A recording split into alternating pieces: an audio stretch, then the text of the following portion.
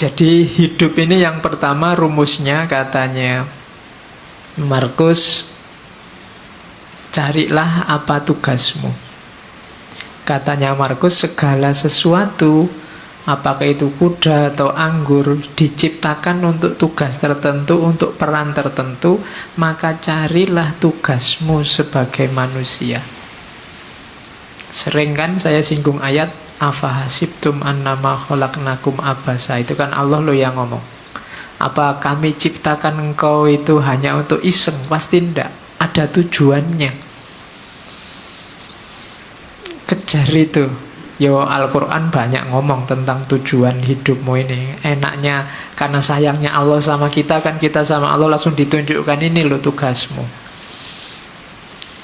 Jadi ya kayak misalnya ini ja'ilun fil ardi khalifah, aku ciptakan manusia di muka bumi jadi khalifah.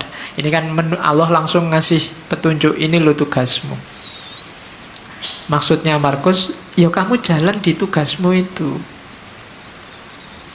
Setiap hal di muka bumi ini ada perannya, ada tugasnya. Jangan dikacaukan, kamu sendiri juga jangan kacau. Nanti kamu susah sendiri. Oke, teh ini kan dia punya tugas, dibikin jadi minuman. Ya diminum, tidak apa-apa.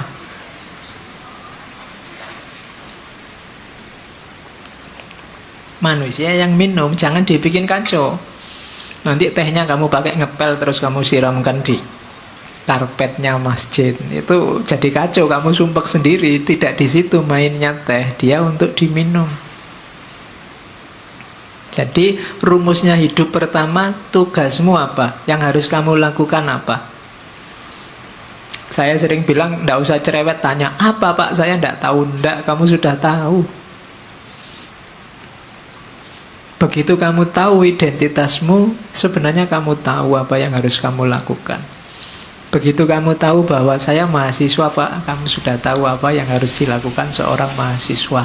Di rumah, saya ini anak loh Pak, kamu tahu apa yang harus dilakukan seorang anak. Saya ini tetangga loh Pak, kamu sudah ngerti rumusnya tetangga yang baik seperti apa. Jadi tanya tugasmu apa, jalankan itu. Itu rumusnya orang hidup yang pertama. Dan yang kedua, ndak usah khawatir, ndak bisa. Katanya Markus, manusia pasti mampu melakukan semua yang Tuhan ingin ia lakukan. Kalau Allah nyuruh kita jadi khalifah, pasti kita punya kekuatan untuk mengkhalifai alam semesta. Ketika kamu ditakdirkan jadi mahasiswa, pasti memang kamu punya potensi untuk jadi mahasiswa yang baik. Bahwa hasilnya tidak baik, itu berarti kamu kurang maksimal menjalankan tugasmu. Jadi ini rumus-rumus dasar dalam hidup, katanya Markus. Pasti bisa asal kamu tidak manja. Kita kan sering manja, sering cengeng, sering cerewet. Sudah tahu masih tanya. Kita sering mengkritik Bani Israel, Yahudi, kita sering begitu. Orang Yahudi itu kan waktu diperintah ada aja yang ditanyakan. Disuruh menyembelih sapi masih ditanya, kulitnya sapi warnanya apa, besarnya seberapa, itu cerewet. Padahal begitu disuruh membelai sapi aja kan tidak masalah, tapi masih cerewet, tanya macam-macam. Padahal ya sudah ngerti pantasnya membelai sapi itu ya sapi yang semacam apa, kan gitu. Ya sama lah, kadang kayak mahasiswa disuruh bikin makalah, berapa halaman Pak, kemudian referensi ini boleh tidak Pak, kamu repot sendiri nanti, salahmu sendiri, cerewet. Coba diperintah, ya Pak, kan sudah. Selebihnya kamu mikir sendiri, ijtihad sendiri. Biasanya banyak tanya itu kan maksudnya kamu ingin dapat yang ringan, atau syukur-syukur bisa tidak jadi diperintah. Kan itu. Orang Yahudi itu kan begitu, nawar bolak-balik itu kan maksudnya yo siapa tahu tidak jadi, karena perintahnya tidak jelas. Nah kita sering begitu dalam hidup. Kamu sering ngerti tugasmu tapi tidak jalan, kenapa? Kamu nyari alasan, nyari dalih. Alah Pak, ujian masih lama. Alah Pak, kan segalanya sudah ada garisnya, ada takdirnya. Alah Pak, selalu begitu, nyari dalih. Terus bekalmu lengkap, katanya Markus. Yang pertama apa? Ndak usah khawatir. Alam ini ada rumusnya, ada sunatullahnya. Jalankan tugasmu sesuai sunatullah. Kenapa harus kamu jalankan sekarang? Karena tidak lama lagi engkau ndak ada. Dimanapun. Hidup ini kan cuma sementara. Kamu dikasih fasilitas hidup yang sementara dengan tugas tertentu. Kalau nanti tiba-tiba kamu dipanggil sama yang ngasih tugas dan tugasnya belum selesai, bisa jadi kamu dikasih nilai C, D, atau E. Kalau kamu dikasih nilai E kan susah. Kalau tidak lulus di kampus gampang. Kalau tidak lulus besok di akhirat, urusannya panjang. Kamu tidak bisa ngerayu-ngerayu karena sudah selesai. Tidak ada remedinya. Besok waktu dihisab di akhirat kan kamu mau ada ujian susulan. Tidak ada. Sudah selesai.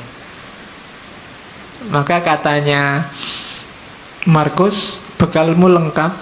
Alam semesta menyediakan semuanya, termasuk hukum-hukumnya. Segera jalan karena waktu kita terbatas. Pada saatnya semua akan tidak ada, termasuk Hadrian, termasuk Agustus di kalimat itu. Hadrian ya raja sebelumnya, Agustus raja Romawi pertama yang paling sukses menyatukan kerajaan Romawi. Orang sebesar itu saja juga waktunya limited, terbatas. Kalian ini kan edisi terbatas. Percayalah, Allah tidak menciptakan yang mirip kayak kalian lagi. Bikin yang lain yang lebih cakep-cakep. Terus yang kedua, katanya Markus, fokuslah pada apa yang kamu lakukan, karena tugasmu di situ. Ingatkan dirimu bahwa tugasmu adalah menjadi manusia yang baik. Ingatkan dirimu apa tuntutan alam pada manusia. Jadi alam ini kayak mesin besar, ada sistemnya, kamu punya peran. Itu yang dimaksud tuntutan alam. Kalau kamu tidak memainkan peranmu, alam ini akan kacau ritmenya. Dan ketika alam ini ritmenya kacau, efeknya ke kalian lagi, ke manusia lagi. Maka ikuti tugasmu, jalankan peranmu sebaik-baiknya. Lalu jalankanlah tanpa ragu. Jalankan kebenaran, ungkapkan kebenaran saat engkau memahaminya. Cuma ungkapkan dengan baik, dengan santun, tanpa pura-pura.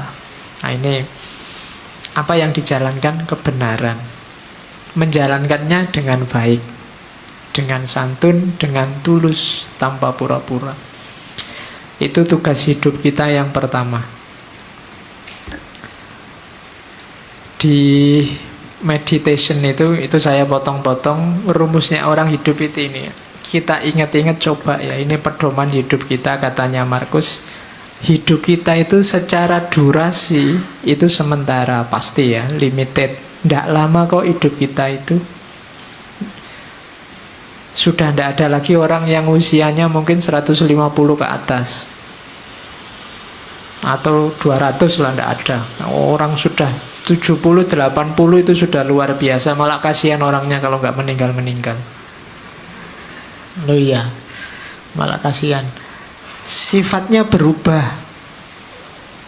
Hidup kita ini karakternya alam di antara yang kita sebut sunatullah tadi berubah.